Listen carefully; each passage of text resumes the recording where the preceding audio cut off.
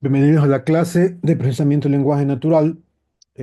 Hoy vamos a hacer un resumen de lo que hemos visto. Hemos hablado de la historia, la clase pasada, algunos conceptos básicos. Hoy vamos a hacer un breve repaso de lo que hemos conversado y vamos a realizar un ejemplo práctico en Python para ya ir desarrollando algunas habilidades en la programación. Sí, les pido a todos que apaguen sus micrófonos, por favor. Bueno, los voy a silenciar. Ok,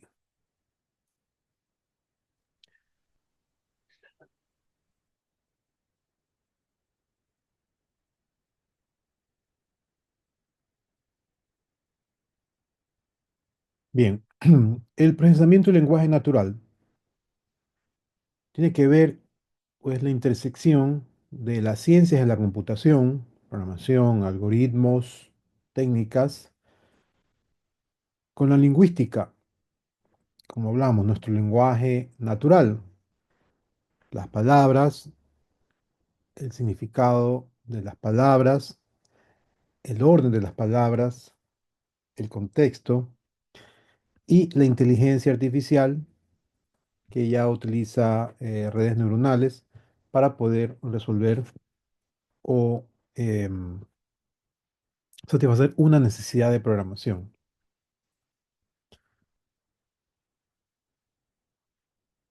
Eh, pero, ¿qué es el procesamiento del lenguaje natural? Esta es una captura de una plataforma de inteligencia artificial, ChatGPT, eh, que dice: el procesamiento del lenguaje natural, PLN, es una rama de la inteligencia artificial que se enfoca en la interacción entre las computadoras y el lenguaje humano.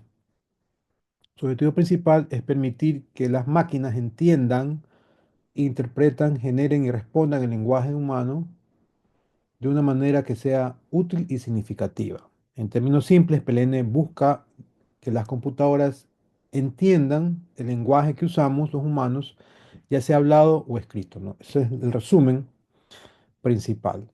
Busca que las computadoras entiendan y que también se hagan entender, porque hay una comunicación bidireccional hoy en día. Las tareas: análisis sintáctico, semántico, traducción automático, reconocimiento de voz, generación de lenguaje natural y clasificación de sentimientos. ¿Con qué otros nombres se conoce al procesamiento del lenguaje natural? Pues, en inglés, el NLP, ¿no? Natural Language Processing, procesamiento del lenguaje y el habla, tecnología del lenguaje, lingüística computacional, reconocimiento y síntesis del habla, son sinónimos de el PLN, procesamiento del lenguaje natural. Las aplicaciones: Information Retrieval, que es recuperación de información, question answering, preguntas-respuestas, resumen automático, traducción automático, generación de textos, language modeling, modelado de lenguaje. Name Entity Recognition es reconocimiento de entidades, y vamos a ver más adelante qué es eso. Análisis sintáctico, análisis morfosintáctico, word sense, disambiguation, todos los que son las palabras ambiguas, que en el español hay algunas, ya las vamos a ver, para reconocer esas. Eh, Reconocimiento de idiomas, lenguaje, generación y sistemas de diálogo son algunas de las aplicaciones del PLN, o sea, son las que cumplen con la tarea básica de que las máquinas nos entiendan y también nosotros poder entender a las máquinas cuando nos hablan, ¿no? Porque es un proceso inverso. Eh, ¿Cuáles son, en un cuadro, un resumen? Lo que hemos visto, bueno, el procesamiento del lenguaje natural, que tenemos el etiquetado. Este es el etiquetado, la semántica y el reconocimiento de entidades. Cuando estoy hablando de un procesamiento del lenguaje natural, entendiéndolo, para entender, tengo que hacer la acción preguntar, contestar. similitud de textos y para generar tengo que resumir y traducir.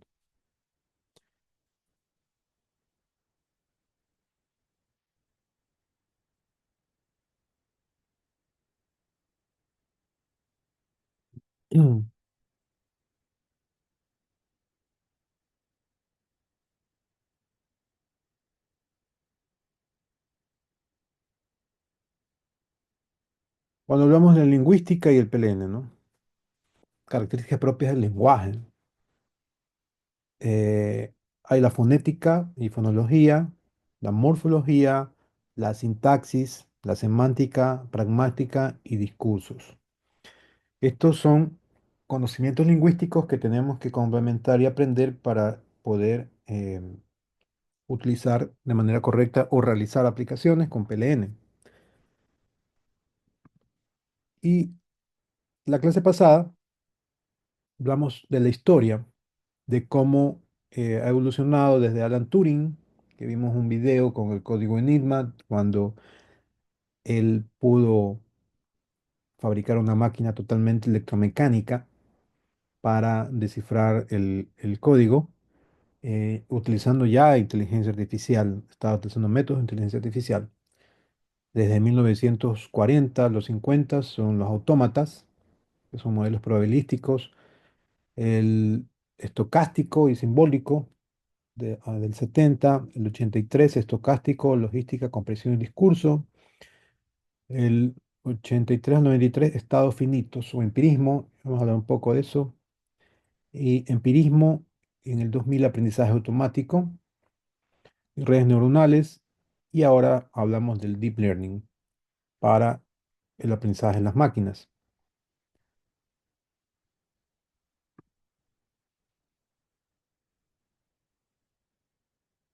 ¿Cómo estos métodos se pueden definir? Bueno, la teoría de lenguajes formales, ¿no? En un lenguaje que es L, ¿no? Llamamos un conjunto L, finito o infinito de secuencias S, ¿sí? L es un conjunto finito o infinito de secuencias que voy a llamar S. Tenemos por otro lado un vocabulario B, que es el conjunto de símbolos disponibles en el lenguaje. Una secuencia S es la concatenación de los símbolos B. Una gramática G es la definición formal de L. Establece qué combinaciones de B forman secuencias S válidas en L y cuáles no. Entonces, esto es muy lógico si nos ponemos a pensar en nuestro lenguaje, ¿no? Para nosotros poder conversar, entablar una conversación, necesitamos establecer un lenguaje primero. ¿Qué vamos a hablar? Español, inglés, francés, alemán, español. El lenguaje es L, el español en nuestro caso. Secuencias son todas las palabras que voy a decir en secuencias. Yo puedo determinar un conjunto finito donde voy a tener todas las palabras que utilicé en la clase yo, eh, 4.000, 5.000 palabras, no lo sé, con una secuencia, utilizando un vocabulario que es B. Todas las palabras que yo he utilizado es mi vocabulario. Todos los recursos que tengo son palabras que van a tener distintos significados, pero aquí viene la complicación un poco porque voy a tener palabras polisémicas, o sea, voy a utilizar palabras que van a tener dos significados de acuerdo al contexto. Ustedes pueden ir pensando ya en algunas, o sea, no, la misma palabra en español no significa una sola cosa a veces. No todas las palabras son así, pero hay palabras que son polisémicas, que según el contexto tienen un significado y en otro contexto tienen otro significado totalmente diferente. Entonces ahí es donde viene la programación, la lógica, los algoritmos de ver cuál es la concatenación de la palabra para darle sentido y que las máquinas nos puedan entender. Entonces, y la gramática, pues son reglas, ¿no? De cómo tengo que escribir, la puntuación, qué es lo que significa la puntuación, si es un punto seguido, un punto aparte, una coma. para que sean válidas en el lenguaje y cuáles no. Eh, Saber escribir correctamente las palabras. Entonces, esto es una teoría de lenguajes formales, que tienen todos estos conjuntos y subconjuntos que los aterrizamos, son verdad, se los puede resumir así en como hablamos, en un lenguaje, vocabulario, secuencia y gramática.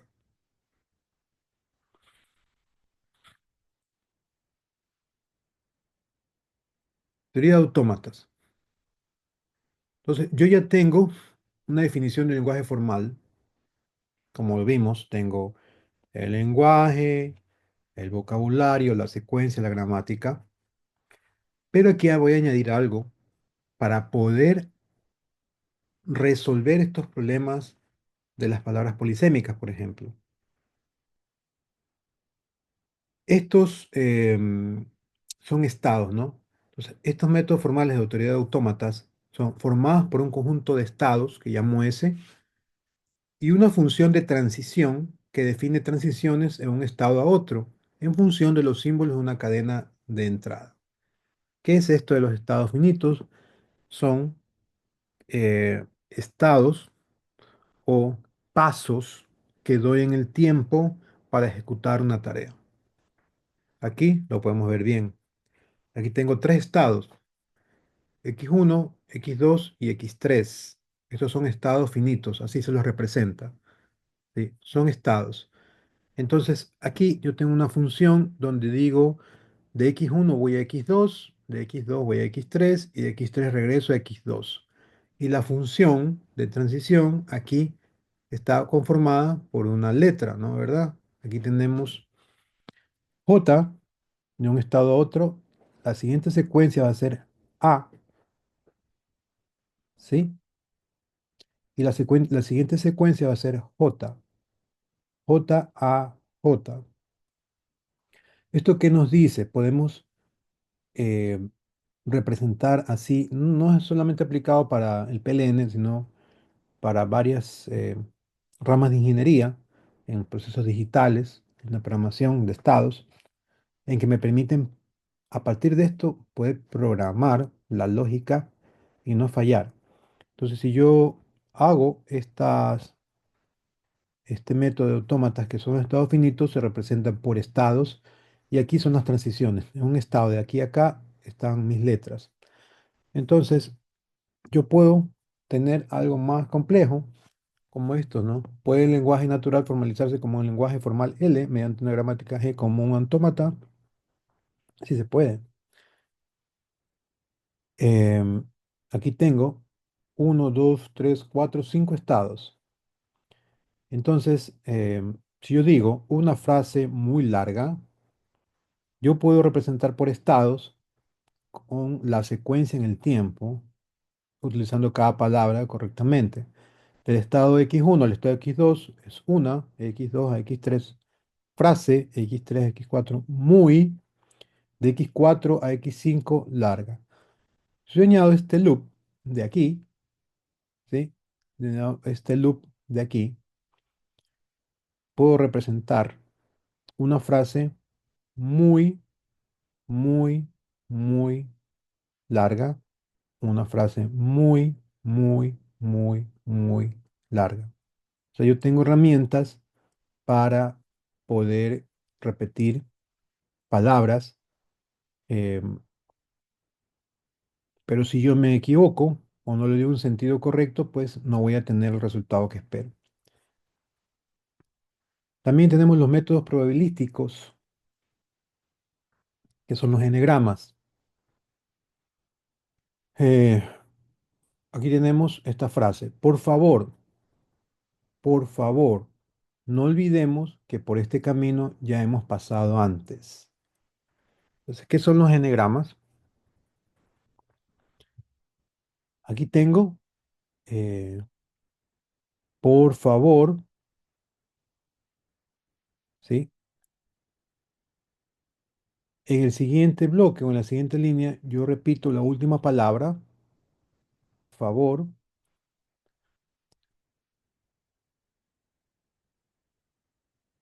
En el siguiente bloque, la siguiente, por. Y así voy con esta secuencia, repito, por este. Ese son el número de veces que se están dando estas palabras, ¿no? Por favor, dos veces, favor, dos veces, por, aquí tenemos una, por este camino. Es un método en que tiene esta secuencia. Aquí vamos a comprender mejor. Y yo saco por estadísticas, por métodos probabilísticos, la probabilidad de la palabra o la secuencia como debe ser. Eh, a veces cuando comenzamos a llenar una búsqueda en Google, le sale el auto completado, ¿verdad? Auto llena o llena las palabras que nosotros estamos buscando.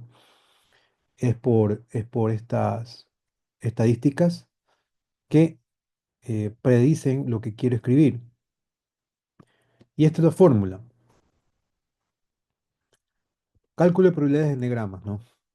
La probabilidad de que W es la palabra, ¿no? Y dada I menos uno, o sea, la palabra que antecede, es igual a, estos son el número de veces que se han repetido en la frase o en el discurso. Vamos a ver un ejemplo. La frase que estamos viendo, ¿no? Por favor, ocurre dos veces esta secuencia. Por este ocurre una vez y por ocurre tres veces, ¿no? El corpus es el todo lo que vamos a analizar de texto. Entonces, a esto se refiere, ¿no? Por favor, no olvidemos que este camino ya hemos pasado antes. Veamos, por favor, dos veces por este camino, una vez, pero por, vamos a verlo tres veces. Entonces, ¿cómo yo calculo la probabilidad de que se dé un favor habiendo un por delante, ¿no? Porque la fórmula es la palabra menos un delante, ¿no? Entonces, yo pongo, ¿cuántas veces se repitió por favor aquí? ¿Cuántas veces se repitió por favor allí? Son dos veces, ¿sí? Dos veces. Y vamos a poner en este, serían dos veces dividido para por, que son tres veces.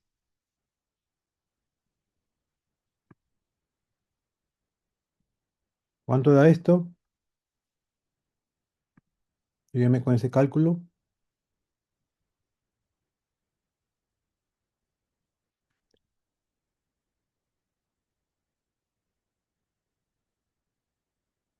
Un ratito.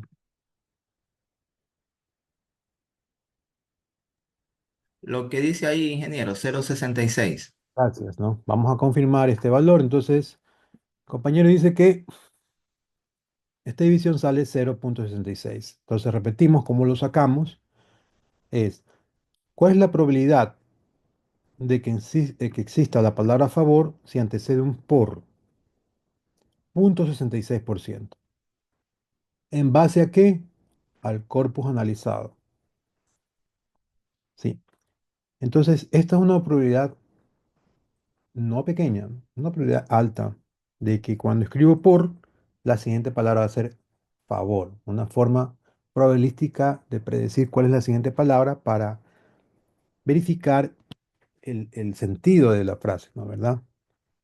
Vamos a analizar cuál es la probabilidad de que la siguiente palabra sea este cuando hay un por delante.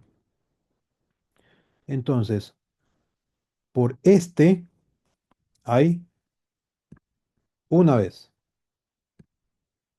dividido para por, es 3. ¿Cuánto sale eso?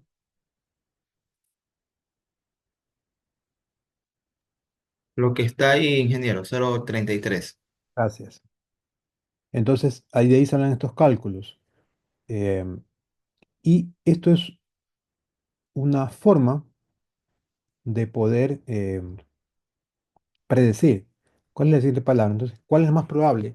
¿Cuál es lo más probable que yo escriba después de un por, con punto 66% o el 66% de las probabilidades es favor y apenas un 33% es este.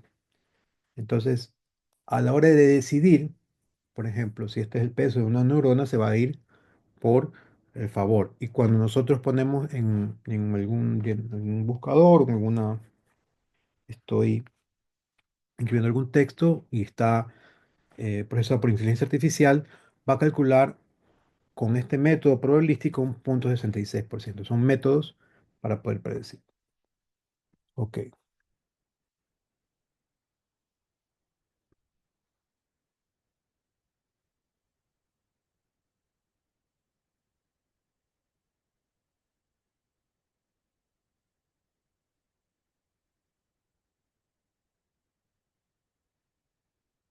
Entonces, si yo combino los autómatas, que son estados, con las probabilidades de transición, aquí tengo de un estado a otro va a ser por, con una probabilidad del 100%, si yo tengo por.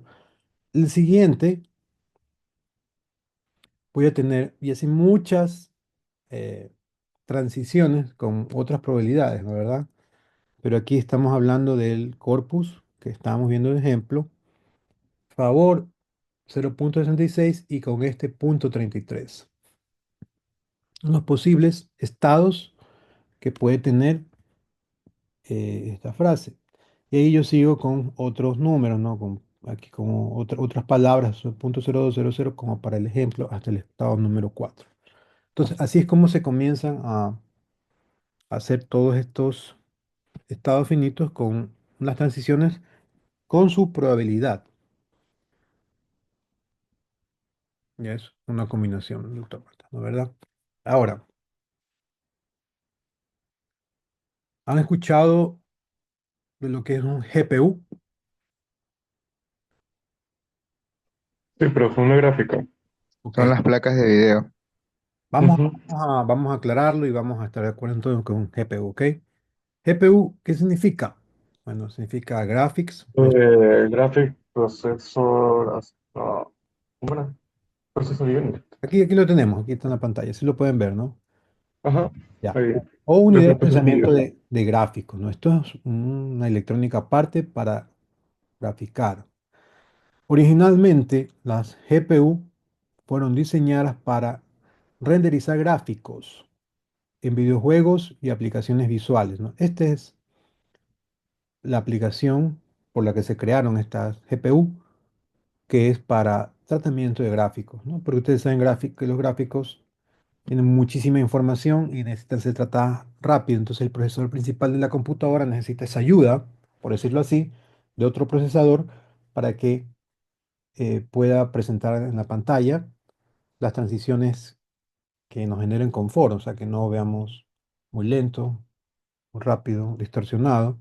Entonces, el procesador normal de un computador no está diseñado para eso, viene para tareas básicas.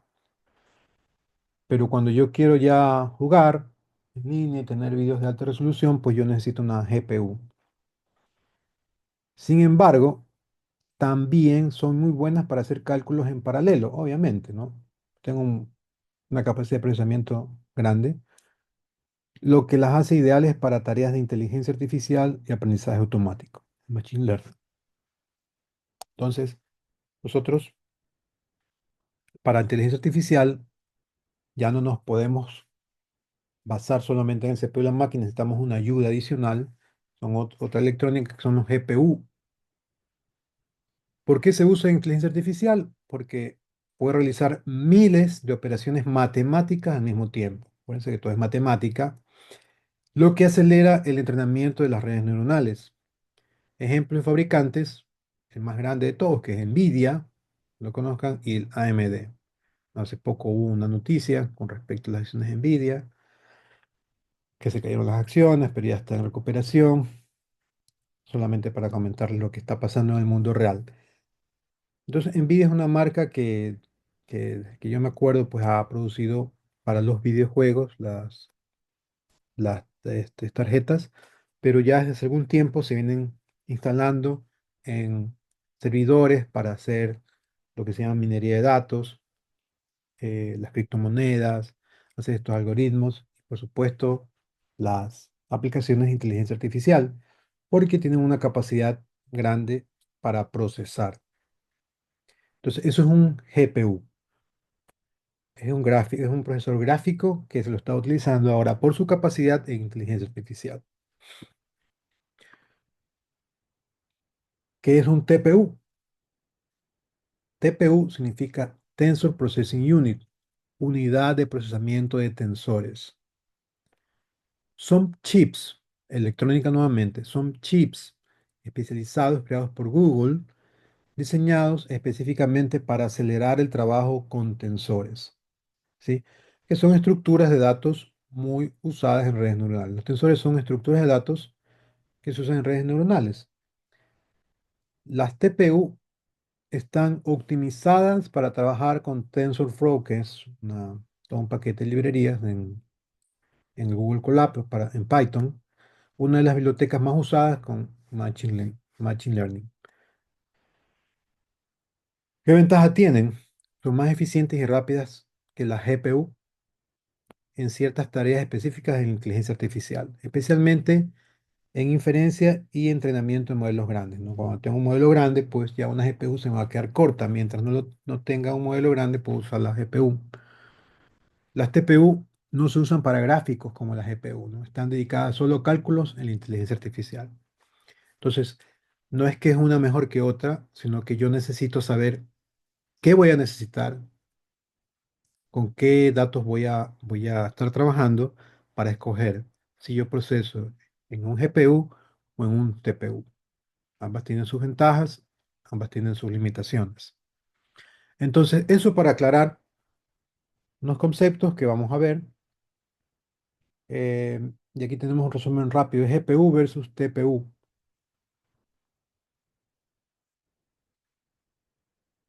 Eh, Aquí tenemos el significado, ¿no? Graphic Processing Unit, Tensor Processing Unit. Tensor son estructuras de datos y gráficos son gráficos. ¿Quiénes son los creadores de los GPU? Varias marcas, Nvidia y AMD. El TPU lo crea Google.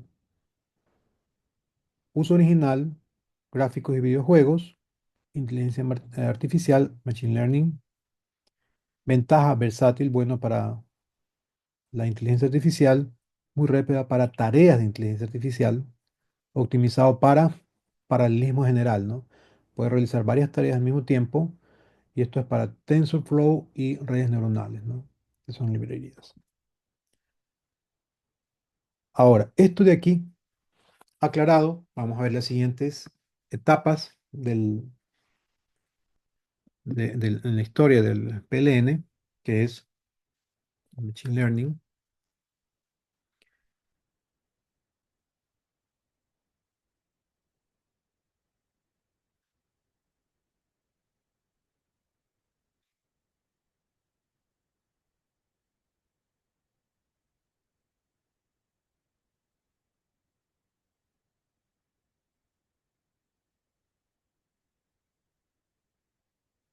Em, Machine Learning ahora utiliza el Deep Learning, aprendizaje supervisado, proliferación de datos, Internet, redes sociales, soluciones de hardware, ¿no?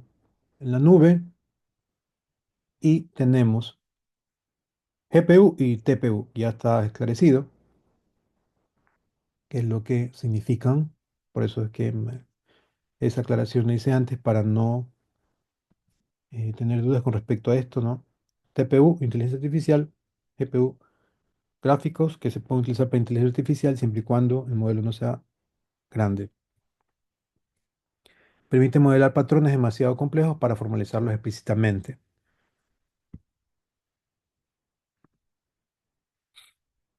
Entonces, otro resumen, ¿a dónde vamos? Dentro de la inteligencia artificial, ¿no? El Machine Learning, Deep Learning, vamos a hacer una inteligencia artificial generativa. O sea, vamos a tener generación desde la inteligencia artificial. Vamos a aclarar también esto de aquí, ¿no? Que es un LLM. LLM significa, bueno, Large Language Model, modelo de lenguaje de gran escala. Es un tipo de modelo de inteligencia artificial que ha sido entrenado con enormes cantidades de texto para poder entender, generar y trabajar con lenguaje humano. Entonces van a ver esta palabra, estas siglas muy seguido, ¿no? LLM, ¿no? Es un modelo, ¿sí? Que ha sido entrenado con enormes cantidades de texto. ¿Cómo funciona? Aprende a predecir la siguiente palabra en una oración, viendo patrones en el lenguaje. A medida que se entrena con más datos, mejora su capacidad para responder, preguntar, redactar textos, traducir, resumir y mucho más. ¿Qué tan grande es un LLM? Son enormes en computación con modelos tradicionales, en comparación con modelos tradicionales. Por ejemplo, el GPT, ¿verdad? GPT-4, el modelo que se está usando ahora, tiene billones de parámetros, los conocimientos que ha aprendido, y ha sido entrenado con texto de libros, artículos, sitios web, etcétera. Entonces, el GPT es un LLM que ha sido entrenado con millones de artículos, libros y sitios web para poder mostrar estos conceptos. Esto de aquí es tomado GPT también, estos conceptos. ¿Qué pueden hacer los LLM? Responder preguntas como humano, escribir ensayos, correos, poemas, códigos, traducir idiomas, resumir textos, crear ideas nuevas y muchas tareas de lenguaje. ¿Cuáles son los LLM más populares? GPT de OpenAI en el año 2023, Claude Anthropic 23, Llama de Meta 23, Pan de Google 22 y Gemini de Google también, ¿no? De Mind del 2023. Esos son los LLM más populares, que son modelos de inteligencia artificial entrenados con billones de parámetros con respecto al lenguaje. ¿Y cómo son entrenados? Por sitios web, libros, artículos, etcétera.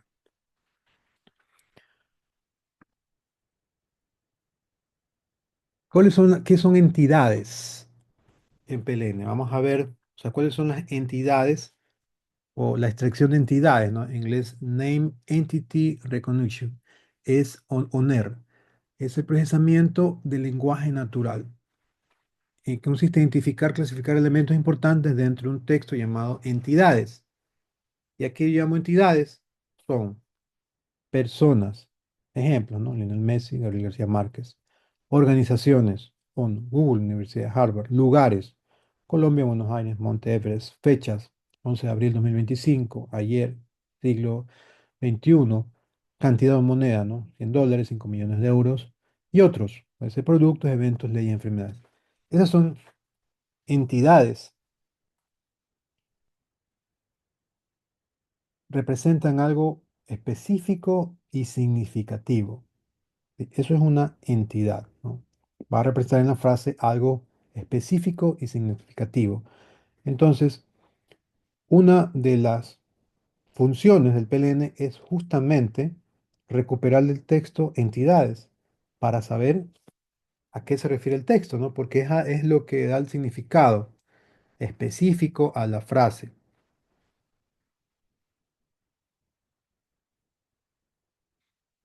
Entonces, ¿hacia dónde vamos? Hacia el LLM, ya hemos visto, que son modelos que utilizan billones de parámetros de todo el lenguaje, y el aprendizaje automático para PLN utiliza estas, eh, estos métodos o técnicas, ¿verdad? Extracción de sentimientos, reconocimiento de intenciones, extracción de entidades, resumen, clasificación.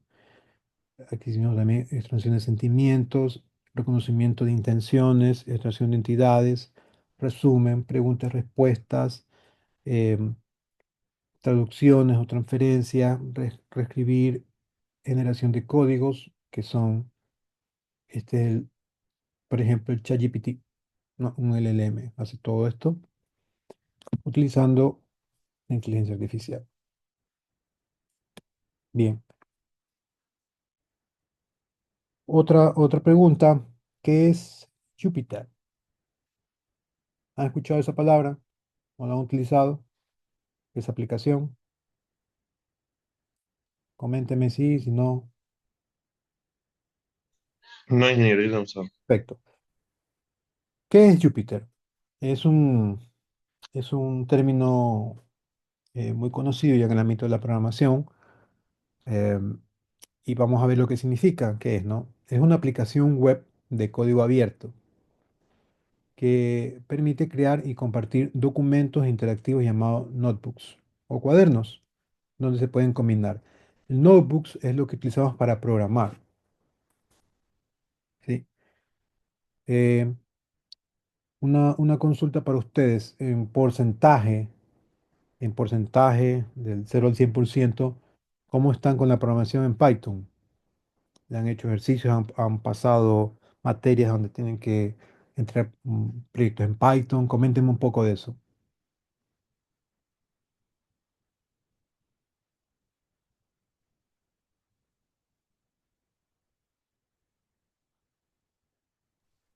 En el curso de la noche, en el segundo semestre vimos Poco con Python. Ok, ya, entonces ya Mm. estoy utilizando Python, ok. Bien, no importa, eso es una pregunta solamente para estar seguros de que ya vieron Python nada más. Bueno, entonces el notebook ya deben conocer lo que es donde yo trabajo en Python, donde comienzo a escribir el código, ¿no? Entonces, el código, normalmente en Python, aunque también en otros lenguajes, texto explicativo, en formato Markdown, gráfico, visualización de textos y fórmulas matemáticas, usando LaTeX, es lo que me permite el Jupyter, ¿no? ¿Para qué se usa? En ciencias de datos, inteligencia artificial, machine learning, PLN, estadística, educación en programación. Un ejemplo típico de un notebook, por ejemplo, es esto, ¿no? Aquí yo escribo un código, importo la librería que quiero utilizar y aquí comienzo a programar la acción que necesito. Bien, ¿cómo se usa? Bueno, esto es para usarlo localmente, ¿no? Nada más, ¿no? Ustedes lo pueden, si no les gusta trabajar en la nube, pueden aplicarlo, pueden instalarlo localmente con este comando desde el prompt y listo. O en la nube, Google Colab, el Kaggle y el Azure. Nosotros para este curso vamos a utilizar, recomiendo el Google Colab para tener todo en la nube. Desventaja de tener localmente, eh, a mí me ha pasado ya 3 veces. Me han robado, me han asaltado, he perdido las laptops. Entonces, gran cantidad de información la tengo en la nube, pero hay información que la he perdido y ahora sí, 100% en la nube. Tenemos que aceptar nuestra realidad también. O pueden haber daños. Entonces, en la nube yo alojo mi información en data centers donde tienen generadores, sistemas de tierra, protección contra rayos, sistemas de respaldo, UPS. Entonces tengo más garantía de esa información. La única desventaja es que tengo que tener conectividad con el Internet, pero tenemos buena conectividad en casi todas partes, entonces no hay problema con eso. ¿De dónde viene esa palabra Jupyter? De Julia, Python y R, que son tres lenguajes muy usados en la ciencia de datos, aunque hoy en día también funciona con muchos otros lenguajes. Ok, ¿qué es el Google Colab? Google Colab es la abreviatura de Google Collaboratory, que es una herramienta gratuita en la nube que permite escribir y ejecutar código en Python directamente desde el navegador sin necesidad de instalar nada en la computadora. Eso es una gran ventaja. Navegador, listo. Está especialmente pensada para ciencias de datos, machine learning, procesamiento de lenguaje natural, que es lo que estamos viendo, y proyectos de inteligencia artificial. Entonces vamos a utilizar el Google Colab para nuestros talleres, nuestras tareas, nuestros proyectos como principal medio de programación. ¿Qué podemos hacer con Google Colab? Escribir y ejecutar códigos en Python, usar librerías de inteligencia artificial como TensorFlow. Recuerda que estuvimos hablando de TensorFlow, son librerías de inteligencia artificial. También hay PyTorch, NumPy, Pandas y entre otros. Son librerías ya que fueron creadas para proyectos de inteligencia artificial. Entonces utilizo TensorFlow. ¿Qué voy a utilizar? ¿Un GPU o un TPU? Un TPU. Perfecto, ¿no? Si utilizo TensorFlow, debo utilizar un TPU. Eso dice la teoría, porque este TensorFlow tiene muchísimos cálculos matemáticos que una GPU no va a ser tan eficiente. Si yo necesito eh, trabajar con imágenes, con videos, voy por la GPU. Mientras tanto, voy a utilizar, especialmente utilizo estas librerías, tengo que utilizar un TPU. ¿Qué más puedo usar en Google Colab? Hacer gráficas, análisis de datos, entrenamiento de modelos, subir y usar archivos. O sea, yo puedo programar, lo puedo tener localmente en mi máquina, lo puedo modificar, lo puedo subir, colaborar en tiempo real con otras personas y yo puedo utilizar, esta es la ventaja, ¿no? Yo puedo escoger cuando estoy procesando si quiero trabajar en un GPU o quiero trabajar en un TPU, ¿sí? Por experiencia propia, y les digo con tiempo, en épocas de finalización de parciales, primero y segundo, va a haber muchos estudiantes de la Universidad de Guayaquil y de otras universidades que van a estar entrenando. A mí me pasó un proyecto del doctorado que no podía conseguir TPU, o sea, porque son escasos, hay un límite y tenía que trabajar en la madrugada, 3 de la mañana, 4 de la mañana para que corra, porque no tenía acceso a TPU. O sea, hay una cantidad limitada, no sé cuántos, pero dada en esa época, justo coincide con finales de parciales, hay muchos estudiantes que están haciendo proyectos de muchas universidades, al menos aquí locales de Ecuador, y tengo menos acceso a los TPU. Entonces, eso sí es importante. No es que voy a tener el recurso disponible siempre, ¿no? Es limitado para un cierto número de usuarios. Entonces, les advierto eso, ¿no? Que no dejen para el último, especialmente si están ya cerca de las fechas de los exámenes. En estas fechas hay mucha concurrencia y no se consiguen ejecutar los proyectos. Entonces, tienen que tener en cuenta eso. ¿Cómo luce un formato tipo Jupyter Notebook? Es un Jupyter, ¿no? Ya no lo vamos a instalar, no les recomiendo que instalen, pero es necesario saberlo. Si lo quieren instalar en buena hora, para que lo tengan localmente el Jupyter, pero Google Colab hace todo lo que Jupyter. Tiene celdas de código y celdas de texto. ¿Por qué es popular? Porque es gratis. No necesita una computadora potente, porque se ejecutan en los procesadores GPU y TPU de Google. Y puede hacer proyectos avanzados de cualquier lugar. Proyectos para estudiantes y investigadores de desarrollo. Yo les pregunto, ¿será gratis en verdad? ¿Qué opinan ustedes?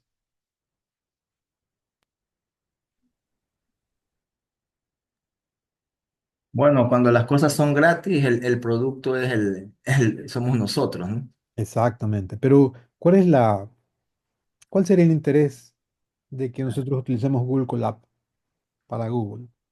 Bueno, recabar Exacto. información. Exacto, ¿no? Recordar información. Imagínense los códigos, porque nosotros utilizamos inteligencia natural, nuestra inteligencia natural. La inteligencia natural, que es la inteligencia compuesta por una red neuronal más compleja que todavía no se puede emular en computadoras, nuestro cerebro, está adquiriendo información en la inteligencia artificial todos los días con estas aplicaciones gratis. Como dice el compañero, cuando es gratis, nosotros somos el producto.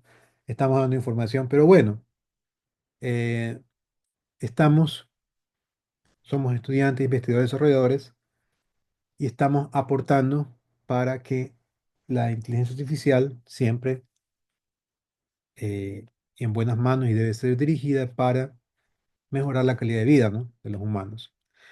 Entonces, es gratis, pero no está disponible 100%, eso deben saberlo.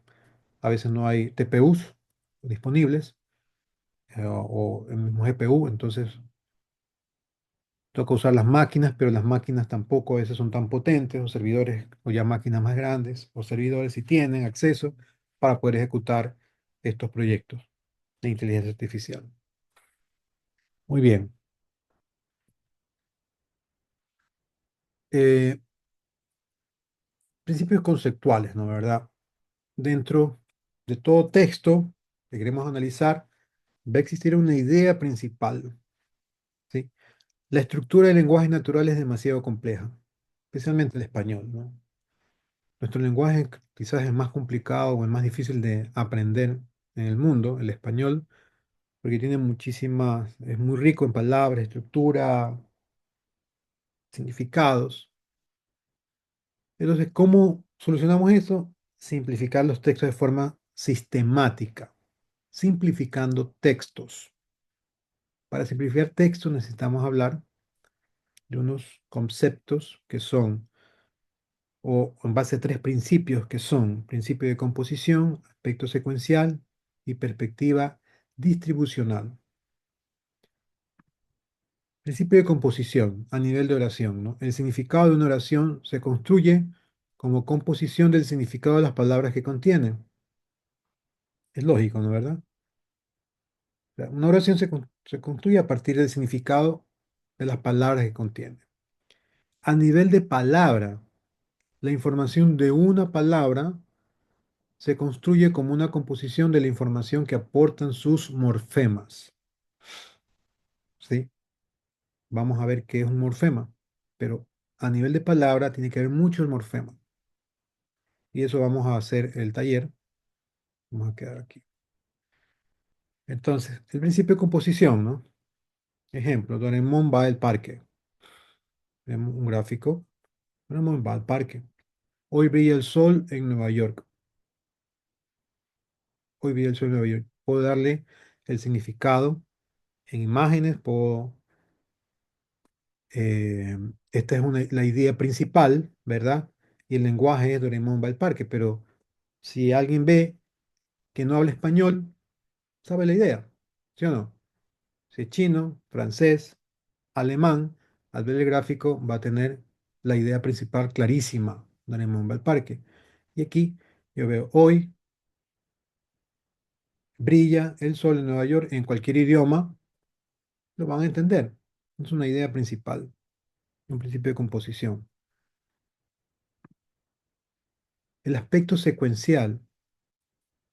El orden en que aparecen las palabras importa en la construcción del significado de una oración. Es obvio, ¿no? Un hombre pobre versus un pobre hombre. Al campo no he ido a la playa versus a la playa no he ido al campo. Con las mismas palabras, con cambio de secuencia, tienen un significado totalmente distinto. Aquí, vamos a unos ejemplos, ¿no? Solo yo te amo versus solo yo solo te amo. No.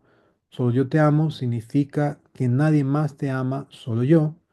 Solo yo te amo significa que no hago otra cosa más que amarte. El gato negro, el negro gato. Quiero comer ahora, ahora quiero comer. María solo tiene un hermano, solo María tiene un hermano, etcétera.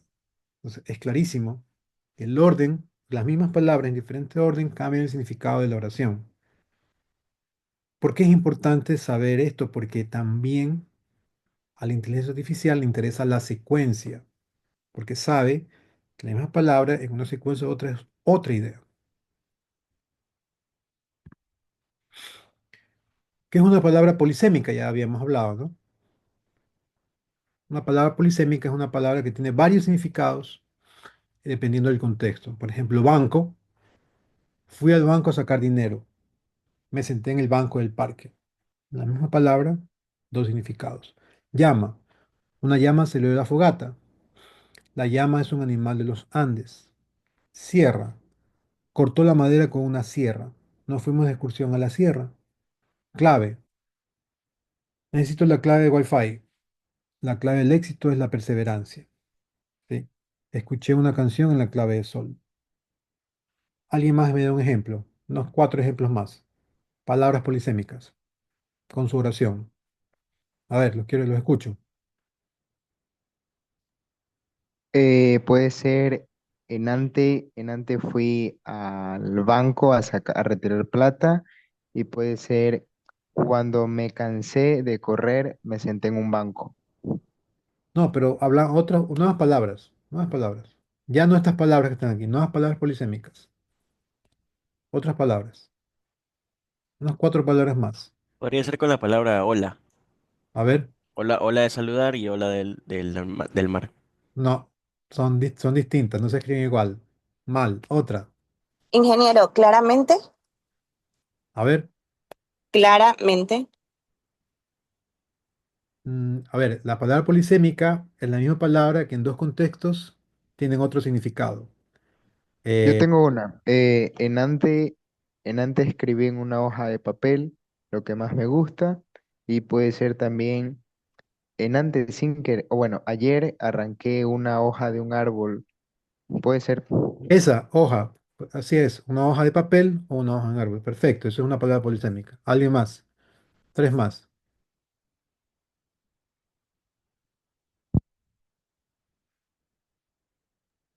La Tierra. A ver. De la Tierra, el planeta que vivimos y el suelo. Correcto. Dos más.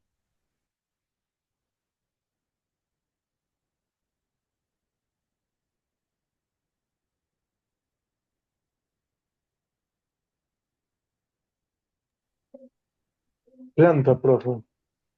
Perfecto, ¿no verdad? A ver, ¿cómo serían esos significados de planta? Una planta industrial y la otra planta Correcto. de vegetación. Una más.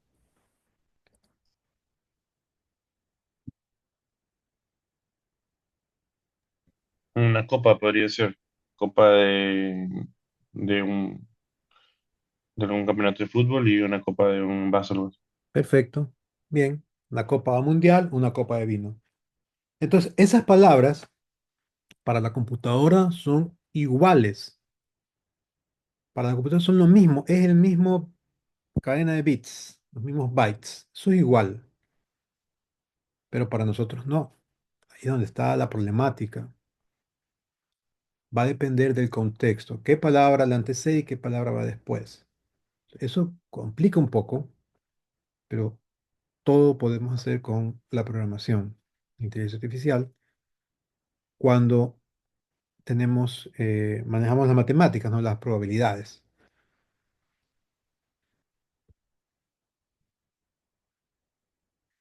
que es una perspectiva distribucional, ¿no? El significado de la palabra de un texto depende de las palabras que lo rodean. Eso es la distribucional. Entonces, porque eso es una ambigüedad para la máquina, ¿no? Aquí está, ¿no? Fue al banco a contratar una hipoteca. En el mar puede ver un banco de peces rojos. Ellos sentaron un banco de madera. Estas son las palabras polisémicas las que acabamos de definir. Entonces son ambiguas, o sea, para la máquina va a ser una ambigüedad. ¿Cuál es el significado? Va a depender de las palabras que rodean esa palabra, la palabra que voy a analizar, qué viene antes, qué va después. Y ahí tenemos una idea principal. ¿Qué es un morfema? Un morfema es la unidad mínima de significado en una palabra. Es la unidad mínima de significado en una palabra. Es decir, es la parte más pequeña del lenguaje que tiene sentido o función gramatical. Ejemplo, la palabra niños. ¿Cuál es la raíz? La N, I y la ñ. ¿Por qué esa es la raíz? Porque a partir de eso puede cambiar. Es una unidad mínima del significado. ¿Estamos de acuerdo? ¿verdad? Esa es la raíz o lexema. Tiene un significado para tres palabras o para más palabras.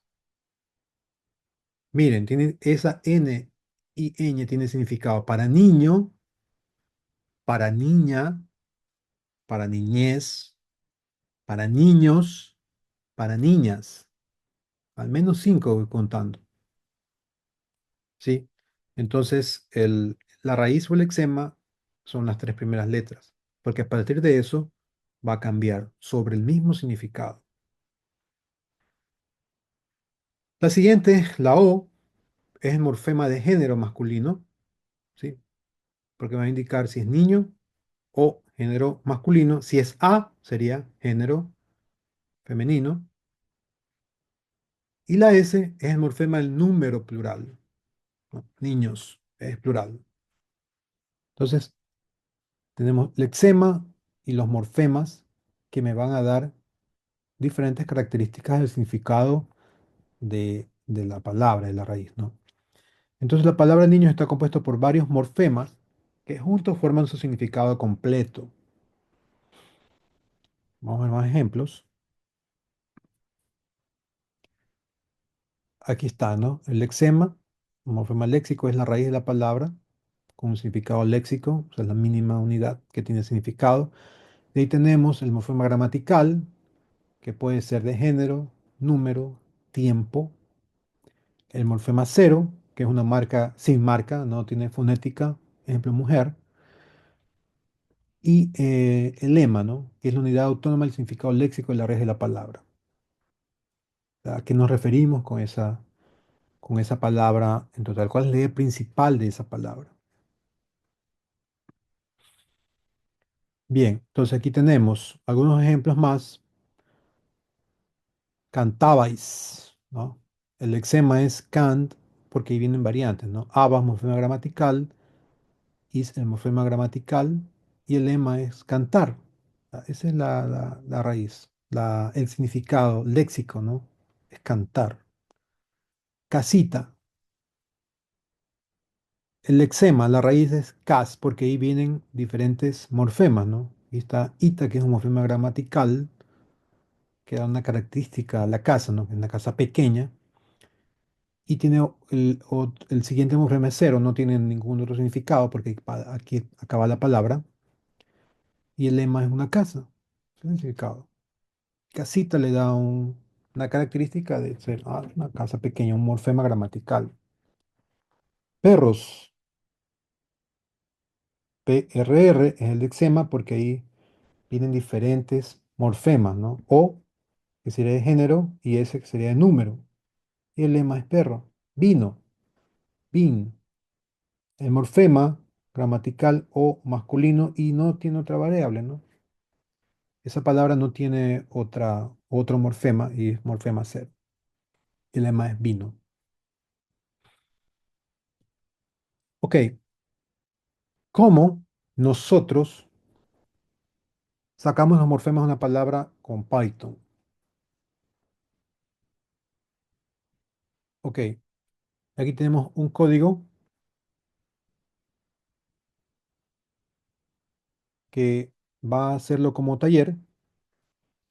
Ya les voy a enviar la imagen, el taller, o esto voy a subirlo ya al aula virtual para que hagan el taller.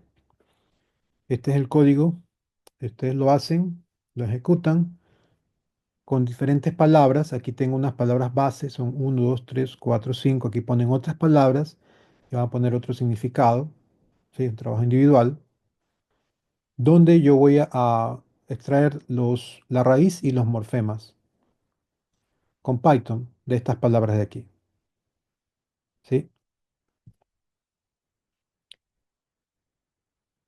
Y el siguiente ejercicio, bueno, esto de aquí es un código muy básico, el que estábamos viendo, pero podemos utilizar herramientas de análisis morfológicos, como Spacy, Stanza, Freeling, Pattern, etcétera.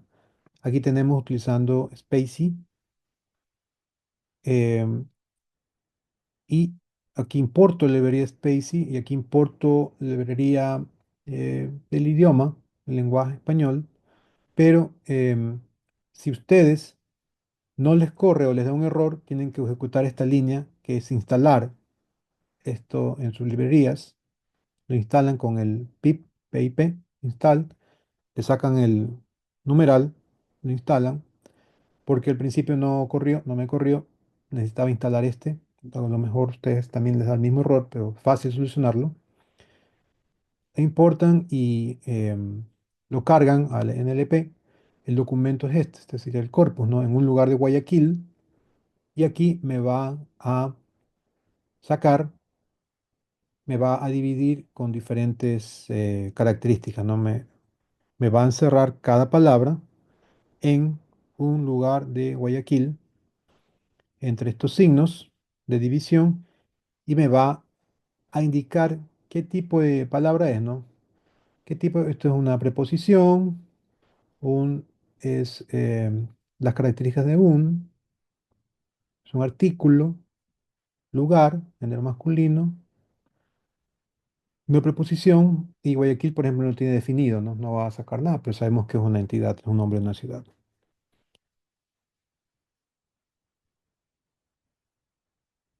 Bien, hasta aquí es la clase de hoy día. ¿Tiene alguna pregunta?